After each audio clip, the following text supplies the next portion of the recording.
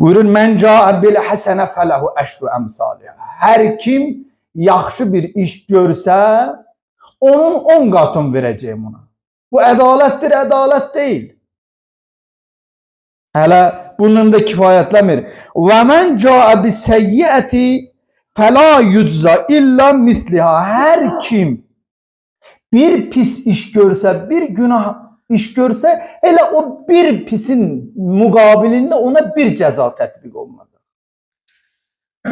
Və hum la yazlimun. Allah Teala buyurur ki, onlara zülm olunmayacaq. Baxın, bundan böyük ədalət ola bilərmi? Bir varlığa qarşı, hansı ki o varlıq hər bir şeyi bizə bəxş edən Allah, hər bir şeyi bizə verən Allah, bizim varlığımız ona bağlıdır.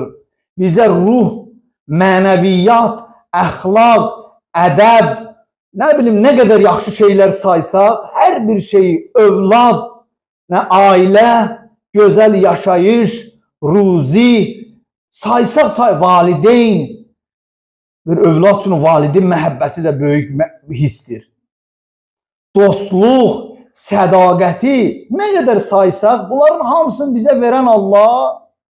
Adama bir yaxşılıq edirlər, adam bilmir ona yaxşılıq edənə necə xidmət edəsən, necə onun qulluğunda dayanasan. Necə ona ehtiram edəsən ki, çünki filan vaxtı bu adam mənə yaxşılıq edir. Hələ bir yaxşılıq edir. Amma Allah bizə o qədər yaxşılıqlar edib. Quran buyurur, İn təuddu ni'mətəllah la tuhsuha. Əgər istəsəniz Allahın nemətlərin sayasız sayıb qutara bilməz.